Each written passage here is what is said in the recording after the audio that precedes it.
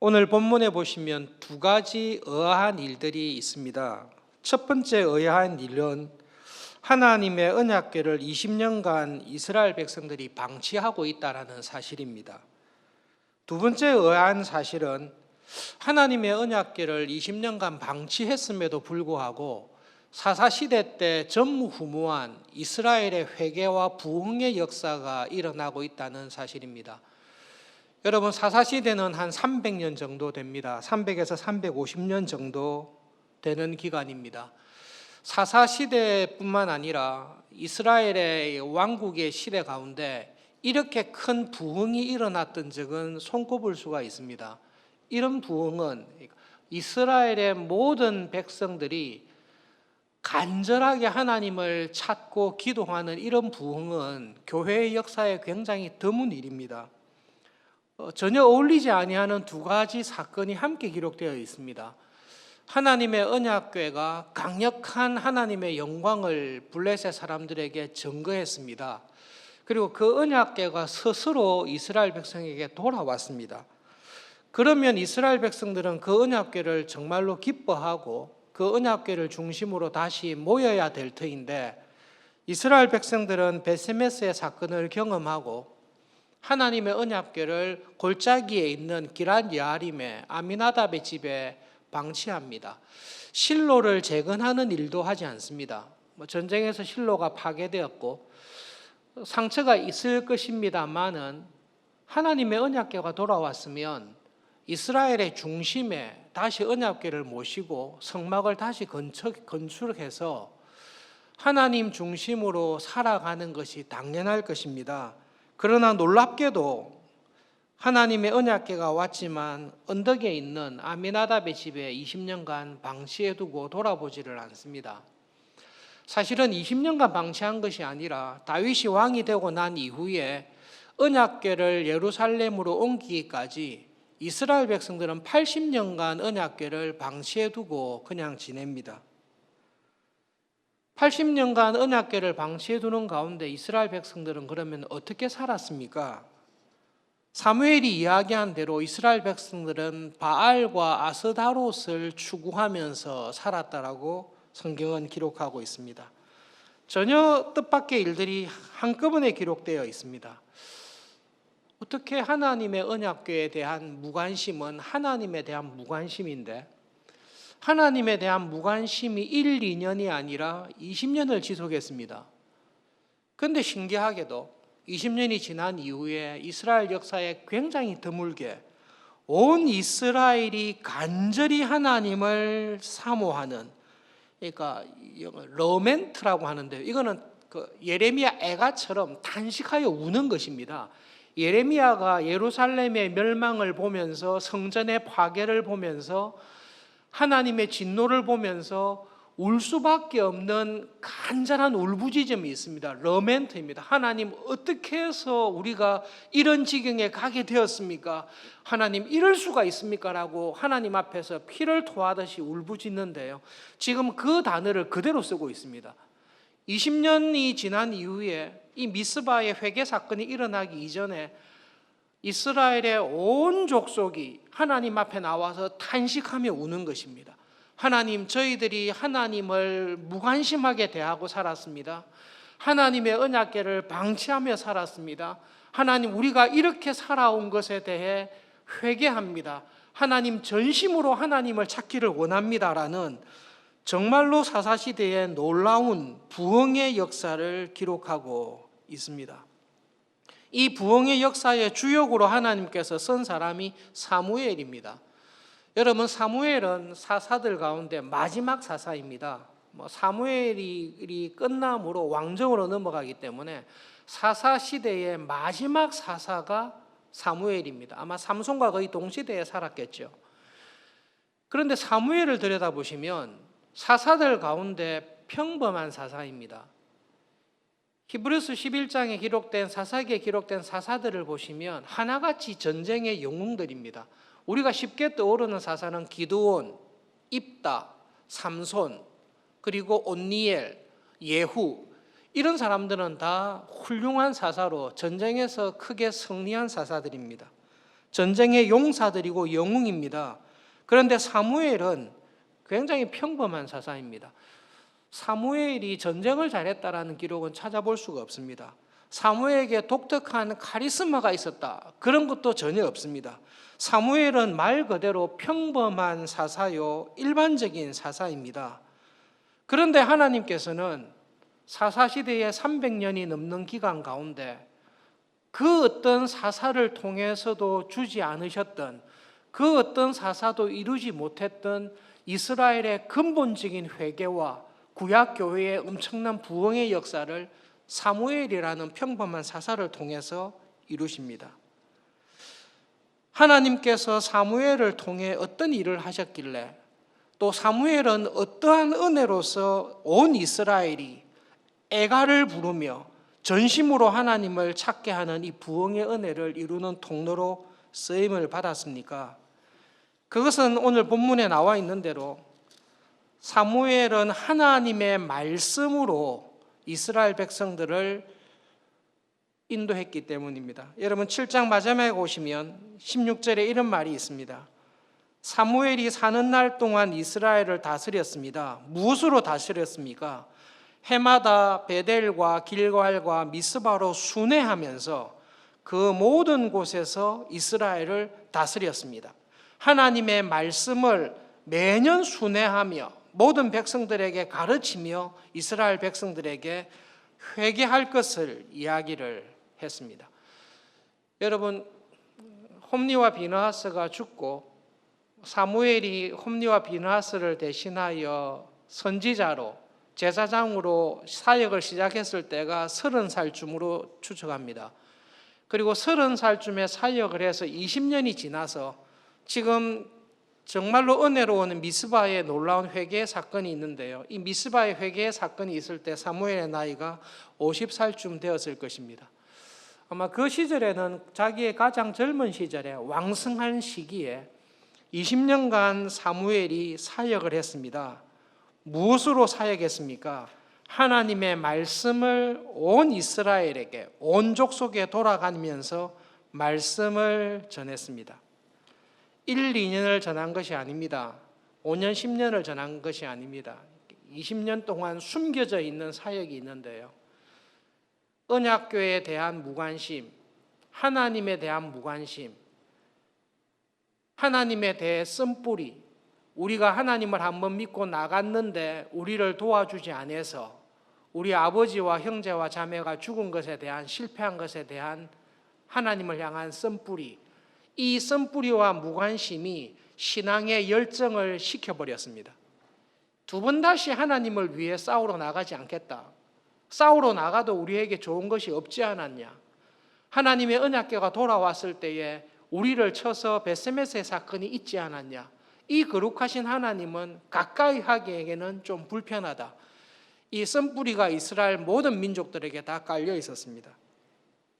하나님께서는 그 하나님에 대한 냉담함과 무관심, 더 이상 열심히 하나님을 찾으려는 마음이 없어진 교회를 향해 평범한 사무엘이라는 사사를 통해, 선지자를 통해 20년간 일을 하셨습니다.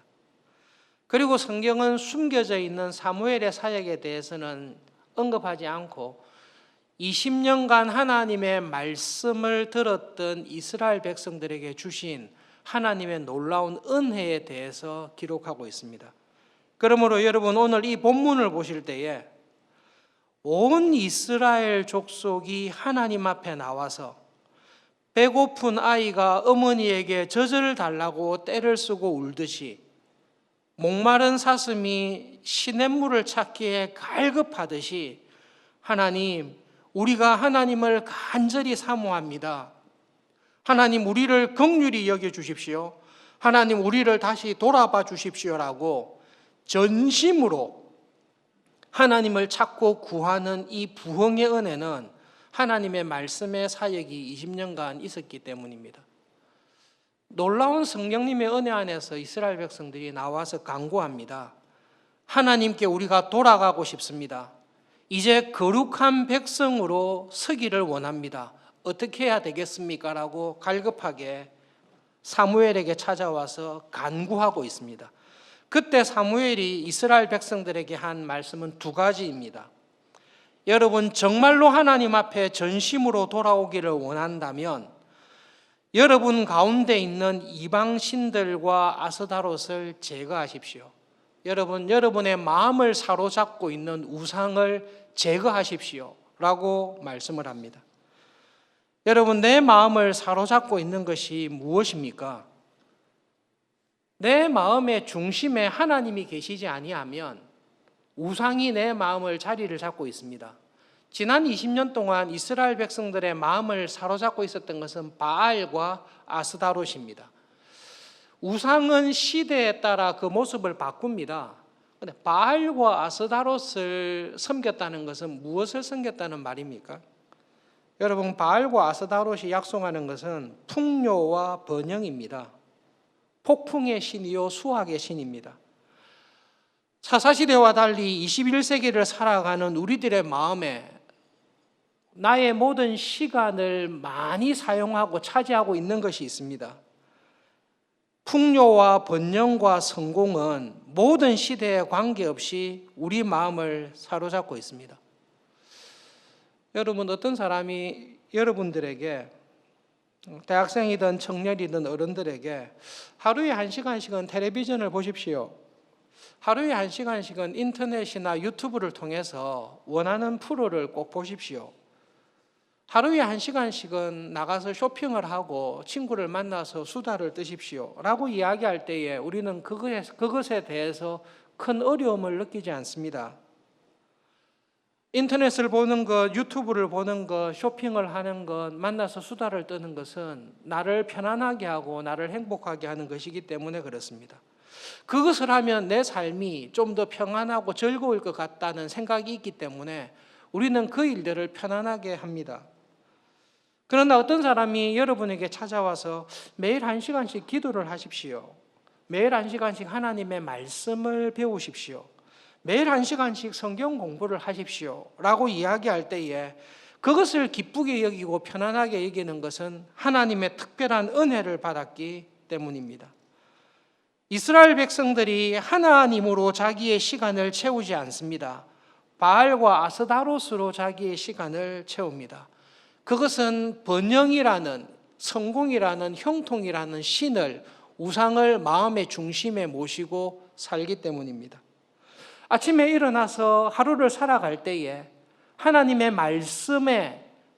말씀을 묵상하고 기도하는 일에 나의 시간을 드립니다. 나의 많은 시간을 직장에서 보냅니다. 나의 많은 시간을 회사에서 보냅니다. 그렇지만 내 마음의 중심에는 하나님이 계십니다. 아침에 나에게 말씀하신 하나님이 내 마음의 중심에 있습니다. 내가 직장에서 다니든 사업을 하든 내가 어떤 사람을 만나든 내가 무슨 일을 하든지 간에 내 마음의 중심에 하나님께서 이 직장에서, 하나님께서 내가 하는 사업을 통해, 하나님께서 나의 오늘 하루를 통해 어떻게 하기를 원하실까를 생각하면서 살아가는 사람은 하나님이 그 사람 마음의 중심에 있는 사람입니다. 그 사람은 하나님이 그 사람 마음의 중심에 있습니다. 그러나 그렇지 않고 하루를 살아갈 때에 나의 많은 시간이 어쩔 수 없이 직장에서 보냅니다. 사업을 하면서 보냅니다. 사람을 만나는 일을 하고 있습니다. 그런데 그 모든 일 가운데 하나님을 중심에 모시고 하나님이시라면 내가 오늘 하루를 어떻게 살기를 원하실까?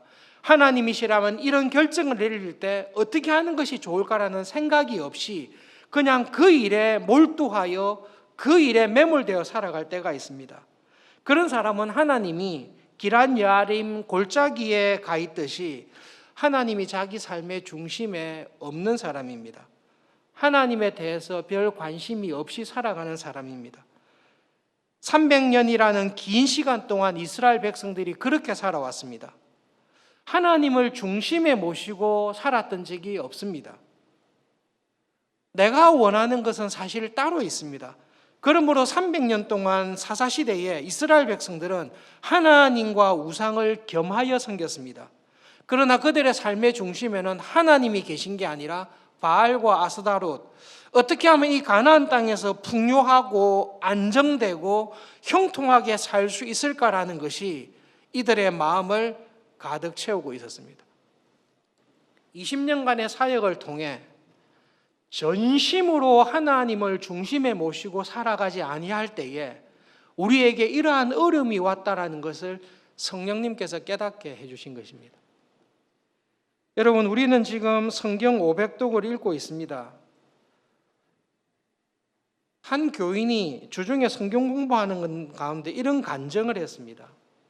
목사님, 이번에 성경 500독을 하면서 그래도 1독을 하기 위해서 내가 열심히 읽고 있습니다. 어려서부터 교회를 다녔습니다. 모태신앙으로 교회를 다녔습니다. 그런데 이번에 깨닫게 된 것이 있는데, 내가 모태신앙으로 이 세상에서 지금까지 신앙생활을 하는 가운데 하루에 1시간 이상 성경을 읽은 적이 한 번도 없었다라는 것을 이번에 깨닫게 되었습니다. 저도 놀랐습니다. 근데 이번에 내가 성경을 억지로라도 일독하기 위해서 읽는 가운데 1시간 이상씩 성경을 읽는 것을 제가 발견하게 되었습니다. 그리고 한편으로는 부끄러웠습니다.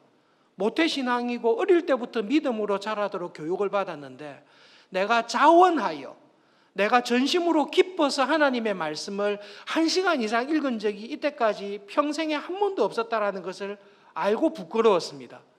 그리고 처음으로 하나님의 말씀을 1시간 이상씩 읽을 때에 목사님 말씀을 통해 주시는 은혜와 감동이 정말로 새롭습니다. 사무엘이 이스라엘 백성들에게 이야기한 것이 이것입니다. 여러분은 여러분의 삶의 중심에 있는 우상을 제거하십시오. 여러분의 삶의 중심에 하나님이 계십니까? 아니면 바알과 아스다롯으로 이야기하는 세상에서의 성공과 번영과 내 삶의 행복을 추구하는 것이 중심에 있습니까? 여러분의 삶을 가득 채우고 있는 것이 무엇입니까? 하루를 살아갈 때에, 젊은 시절을 살아갈 때에, 나이가 들어서 지금 살아갈 때에 여러분의 마음의 중심에 무엇이 있습니까? 하나님이 아닌 우상이 있다면 그 우상을 제거하십시오. 사무엘이 이스라엘 백성들에게 한 첫 번째의 회개의 요청입니다. 여러분, 여러분의 삶의 중심에는 하나님이 계십니까? 아니면 하나님 아닌 다른 것이 있습니까? 무엇이 있습니까? 사무엘은 이스라엘 백성들에게, 우리들에게 한 가지 분명한 사실을 이야기합니다. 내 마음에 내가 가득 채워놓은 것들이 있습니다. 내 하루에 24시간의 시간 가운데 24시간의 시간을 가득 채워놓은 것이 있습니다. 내가 원하는 것으로 가득 채워놨을 때는 하나님께서 들어와서 계실 공간이 없습니다. 밥을 먹어야 됩니다. 급히 직장에 출근해야 됩니다. 직장에서 해야 될 일들이 많이 있습니다. 업무가 있어서 또 퇴근 후에 업무도 또 있습니다. 돌아오면 내가 해야 될 일들이 많이 있습니다. 내 삶의 모든 시간들이 그것으로 가득 채워져 있습니다. 그러면 하나님은 어디 계십니까? 하나님은 저 구석에나 산등성 위에 그냥 방치된 대로 있을 뿐입니다. 그러니까 나는 하나님에게 한 번씩 눈길을 줄 뿐입니다. 하나님 저기 계시네. 계시기는 계시구나. 그러나 내 마음을 사로잡고 있는 것은 바알과 아스다롯입니다. 사무엘을 통해 하나님께서 이스라엘 백성들에게, 우리에게 주시는 말씀은 라오디게아 교회에 주님께서 하신 말씀과 똑같습니다. 내가 너희들의 구주와 주님이지 않느냐, 내가 라오디게아 교회의 주인이지 않느냐, 머리이지 않느냐. 그런데 왜 나를 너희들의 마음의 중심에서, 너희들의 삶의 중심에서 떠나서 문 밖에 나를 내버려 뒀느냐. 하나님 참 신기하신 분이신데요, 이렇게 인내하시고 기다리세요. 여러분, 하나님께서 정말로 인내하시고 기다리세요. 우리는 연약하고 부족해서 나를 무시하거나 나를 하찮게 여기거나 나를 자존심 상하게 하거나 싸우거나 다투는 일이 있으면 우리는 그 사람을 안 보려고 합니다. 화해하려는 마음도 없을 수 있습니다. 그런데 하나님께서는 자기의 백성이 하나님께서 하나님의 힘으로 찾아왔잖아요. 블레셋의 온 도시를 쑥밭으로 만들어내시고 그들의 하나님으로 찾아왔음에도 불구하고 이 하나님에 대해서 무관심과 쓴뿌리와 냉담한 가운데 저 산골짜기가 놔둡니다. 그런데 하나님께서 기다리세요. 기다리세요. 1년을 기다리는 게 아니라 20년을 기다리세요. 그리고 하나님께서 그 기다리는 가운데 은혜를 주십니다. 우리가 하나님을 우리 마음의 중심에 모시지 않았기 때문에 이런 어려운 가운데, 이런 환난 가운데, 이런 혼란 가운데 우리의 인생이 허비되고 있구나. 20년이라는 세월은 결코 짧지 않습니다. 그러나 하나님께서는 인내하고 기다리는 가운데 전심으로 자원하여 하나님, 우리가 하나님을 간절히 찾습니다. 20년 만에 돌아왔습니다. 우리를 불쌍히 여겨주십시오라고 할 때에 하나님께서는 은혜를 베풀어 주십니다. 사무엘은 이스라엘 백성들에게 두 번째 이야기를 합니다. 여러분의 삶의 중심에 있는 우상들을 제거하십시오. 그래야 하나님께서 여러분의 삶의 마음의 중심에 들어갈 공간이 생깁니다. 그런데 하나님을 모실 때에 여러분의 삶의 변두리에 모시지 마시고 중심에 모십시오. 그래서 두 번째 하는 말이 이 말입니다. 너희가 전심으로 하나님을 향해라. 그리고 하나님만을 섬기라고 이야기를 하고 있습니다. 미스바에서 회개할 때 이스라엘 백성들이 참 의미 있는 일을 두 가지를 합니다. 6절에 미스바에 모여서 물을 길어서 하나님 앞에 붓습니다. 참 의미 있는 건데요. 물을 길어 왔어요. 물을 하나님 앞에 제사 드릴 때 다 부어버립니다. 이게 무슨 뜻인가 하면 하나님 이제는 이 물을 하나님 앞에 다 쏟았듯이 나의 모든 삶을, 나의 모든 관심을 하나님 앞에 다 쏟습니다. 내 영혼을 물을 다 부어버리듯이 하나님을 예배하며 살아가는 일에 저의 남은 인생의 모든 것을 하나님 앞에 다 쏟아버립니다. 그래서 물을 쏟는 것입니다. 그리고 하나님 앞에 종일 금식합니다. 이 20년의 사역의 열매가 미스바에서의 회개 운동으로 나오는데요. 그날 모여서 종일 이스라엘 백성들이 금식합니다. 무슨 의미가 있습니까? 밥을 먹지 않으면 죽습니다. 하나님, 앞으로 20년간 허비하면서 젊은 시절을 다 보냈습니다. 그 죄를 회개합니다. 이 땅에 살아가는 남은 날 동안 저를 얼마를 살게 하실지 알 수 없으나 물을 하나님 앞에 다 쏟아부었듯이 저의 삶의 모든 시간을, 저의 인생의 모든 것을 하나님의 나라와 믿음으로 살아가는 일에 다 쏟겠습니다. 밥을 안 먹어도 좋습니다. 밥을 안 먹으면 죽는데 하나님, 제가 목숨을 걸고라도 하나님의 말씀에 순종하며 거룩한 백성으로 살아가기를 소원합니다. 그것이 미스바에 있었던 회개의 열매입니다. 이렇게 하기에 몇 년이 걸렸습니까? 20년의 세월이 걸렸습니다. 20년의 세월이 걸리면 이런 부흥의 은혜가 자동적으로 우리에게 일어납니까? 그렇지 않습니다. 300년이 지나도 회개하는 일이 없었던 것이 이스라엘의 백성이었습니다. 기드온과 입다와 삼손과 전쟁의 영웅과 같은 지도자가 나왔음에도 불구하고 이러한 회개의 운동은 이스라엘 역사에 일어난 적이 없습니다. 그러나 이런 놀라운 부흥은 언제 하나님께서 주십니까?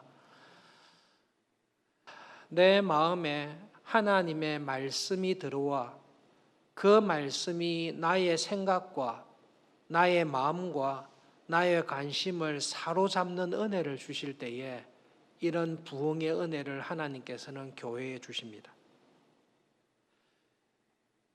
사무엘은 다른 사사들에 비해서 그렇게 강하지 않습니다. 뛰어나지 않습니다. 전쟁에 능하지 않습니다. 사무엘에게 있었던 유일한 무기는 하나님의 말씀입니다. 하나님의 말씀을 무기로 가지고 있는 신자는 하나님의 말씀에 사로잡혀서 그 성령의 검이신 하나님의 말씀을 붙들고 살아가는 신자는 이 세상을 이기는 하나님의 사람으로 하나님께서 반드시 사용하십니다. 사무엘이 목숨을 걸고 했던 것은 하나님의 말씀을 하나님의 백성들에게 전한 것입니다.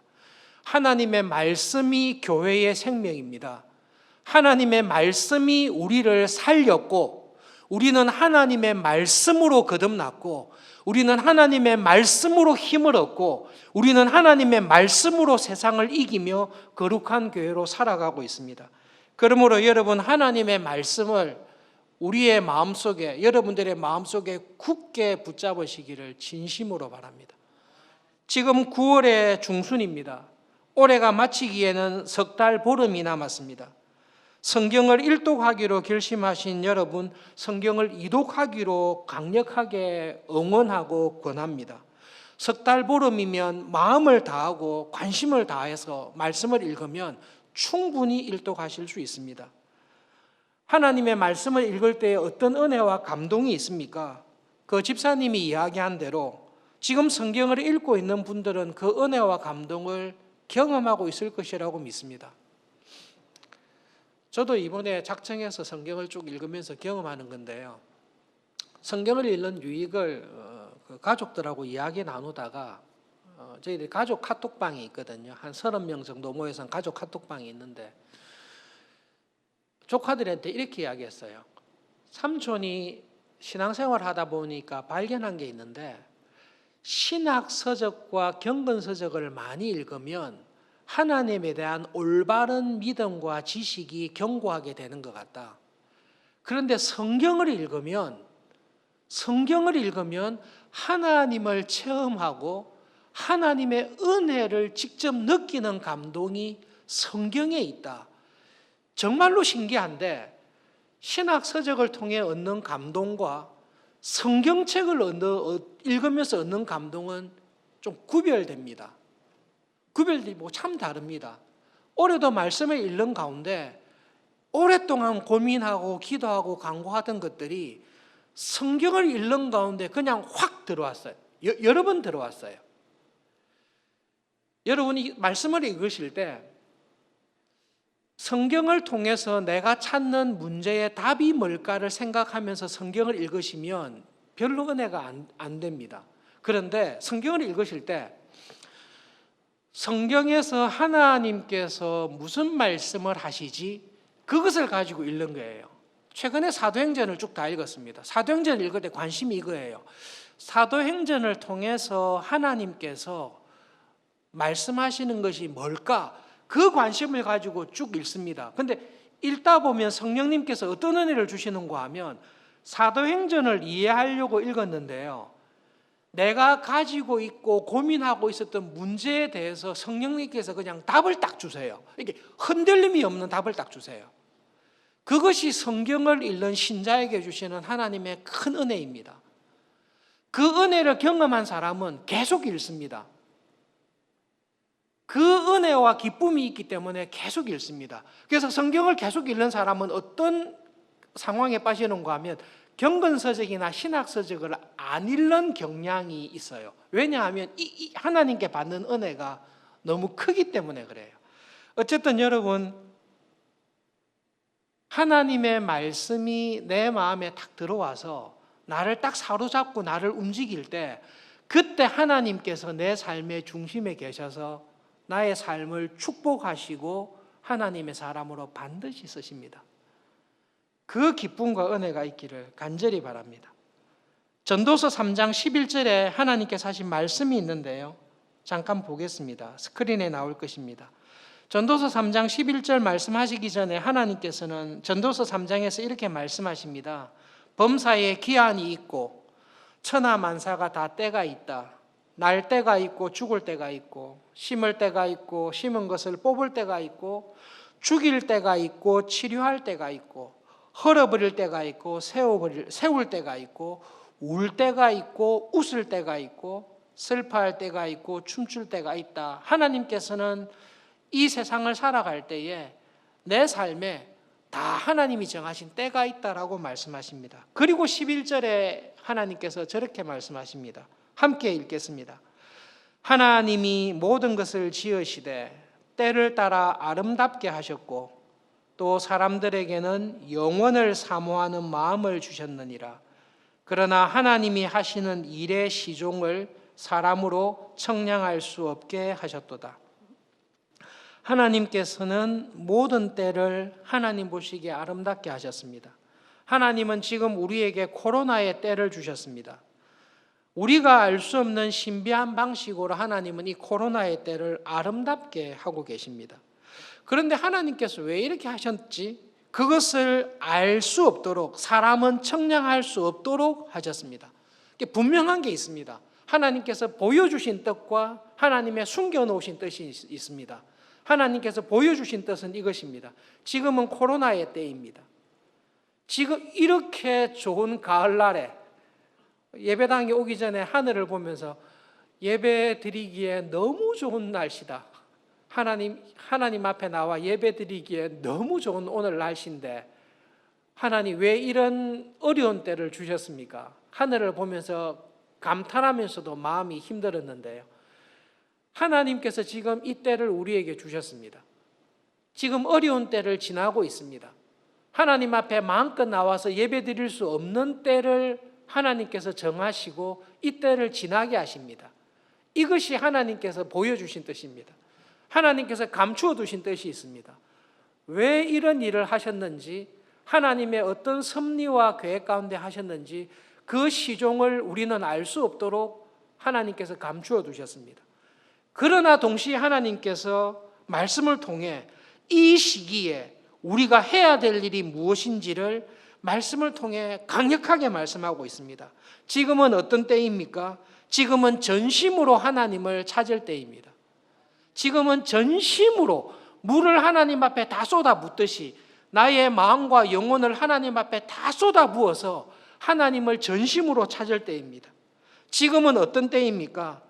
하나님 앞에서 나의 삶을 돌아보며 20년간 내 삶을 채워왔던 우상들이 무엇인지를 발견하고 그 우상들을 하나님 앞에서 제거할 때입니다. 하나님, 이때까지 나의 시간을 가득 채우고 있었던 것이 무엇이었습니까? 바알과 아스다롯을 추구했던 사사시대의 이스라엘처럼 하나님, 나는 지난 10년간, 나는 지난 세월 동안 무엇을 추구하며 살아왔습니까? 하나님 앞에 돌아보며 내 삶을 채웠던 우상들을 제거하고 그것들을 쫓아내는 그 회개의 시간입니다. 그리고 하나님을 내 마음의 중심에 모시는 때를 우리들에게 주셨습니다. 이렇게 맑은 가을날에 하늘을 바라보며 함께 예배드리지 못하는 안타까움이 우리들 마음에 있습니다. 하나님께서 그런 때를 우리에게 허락해 주셨습니다. 왜 그렇게 하셨는지 청량할 수 없는 것들이 있습니다. 그러나 우리에게 분명하게 하신 말씀이 있습니다. 지금은 간절히 하나님을 찾을 때입니다. 그 어느 때보다 내 삶을 돌아보며 하루 시간 가운데 나를 지배하고 있는 우상이 뭔가, 정말로 하나님께서 내 삶의 중심에 계신가를 돌아보셔야 할 때입니다. 예수님께서 이렇게 말씀하셨습니다. 나는 포도나무요 너희는 가지라. 나를 떠나서는 너희가 아무것도 할 수 없다. 예수님을 떠나서 맺었던 수많은 열매들은 다 헛것입니다. 그러나 예수님 안에서 맺었던 열매는 하나님 나라의 영원한 열매입니다. 그러면서 주님께서 결론적으로 말씀하십니다. 너희가 내 안에 거하고 내 말이 너희 안에 거하면 무엇이든지 구하라 이루게 될 것이다. 예수님께서 내 안에 거하시는 것은 예수님의 말씀이 내 안에 거하는 것입니다. 신앙이 정말 좋은 사람은 어떤 사람인지 아십니까? 하나님을 항상 의식하는 사람입니다. 하나님을 항상 의식하며 살아가는 사람이 진짜 신앙인입니다. 하나님을 의식하며 살아가는 것이 습관이 되어 있는 사람이 진짜 신자입니다. 우리는 그것을 위해서 성경을 읽고 큐티를 하고 기도하는 것입니다. 성경 읽고 기도하는 시간이 지난 이후에 하루 종일토록 묵상했던 그 말씀이 내 안에 살아서 하나님을 의식하면서 사업을 하고 하나님의 뜻을 생각하면서 직장 일을 하고 하나님의 말씀을 생각하면서 사람들을 대하며 믿음으로 살아가는 그것이 포도나무이신 예수님 안에 살아가는 우리에게 주신 복입니다. 하나님 그 은혜와 복을 이번 한 주간에도 풍성하게 주십시오. 하나님의 말씀이 살아서 그 말씀을 중심으로 열매 맺으면서 살아가는 하루하루가 되는 복과 은혜를 우리 교회에, 한국교회에 주십시오. 말씀을 기억하면서 기도하겠습니다.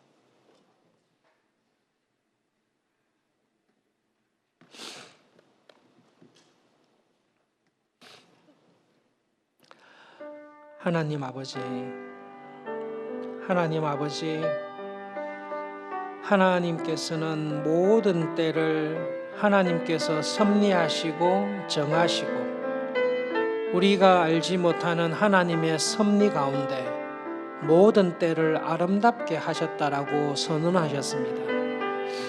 하나님, 이것이 왜 아름다운 일인지, 이것이 왜 하나님의 선하신 섭리인지 우리에게는 분별할 수 없도록 숨겨두셨지만 믿음으로 하나님께서 이때도 아름답게 하셨고 이때도 하나님의 선하신 섭리 가운데 있다라는 것을 믿습니다. 하나님 아버지, 사무엘을 통해 사사시대에 주셨던 은혜를 저희들에게 주십시오. 내 안에 차지하고 있는, 나를 지배하고 있는 우상이 무엇인지를 보게 해 주십시오. 그리고 그것을 제거할 수 있는 은혜를 주십시오. 하나님 앞에 나와 물을 쏟아붓듯이 우리의 영혼을 하나님 앞에 다 쏟아내고 하나님의 말씀으로 하나님을 중심에 모시고 살아가는 은혜를 이번 한 주간 주시옵소서. 예수님의 이름으로 기도합니다. 전쟁하느라, 정착하느라, 집을 짓느라 하나님 사사시대 300년 동안 이스라엘 백성들의 삶의 중심에 하나님을 모시지 못하고 하나님과 바알을 겸하여 살아가던 그러한 이스라엘에게 하나님 놀라운 회개의 은혜를, 부흥의 은혜를 주신 것을 기억하며 감사합니다. 하나님께서 우리의 삶의 중심에 계시기를 소원합니다. 하나님을 떠나서 내가 이룬 모든 것들이 하나님 앞에 서게 되었을 때에 이 세상과 함께 사라지는, 그냥 없어지는 쓰레기와 같다는 것을 저희들이 압니다. 그러나 하나님을 중심에 모시고 직장에서, 일터에서, 사업처에서, 교회에서, 가정에서 하나님을 중심에 모시고 말씀에 순종하며 믿음으로 살았던 모든 일들이 하나님 나라의 보화와 같이 우리의 영광이요 감사가 될 것을 믿습니다. 그런 삶을 살아가도록 은혜를 주십시오. 하나님, 이번 한 주간 하루하루 살아갈 때에 하나님, 내 삶의 변두리에 계시는 것이 아니라 내 마음의 중심에 계시고 내 삶의 중심에 계셔서 그 주님과 함께 동행하며 살아가는 하루하루가 되도록 은혜를 주십시오. 예수님의 이름으로 기도합니다. 아멘.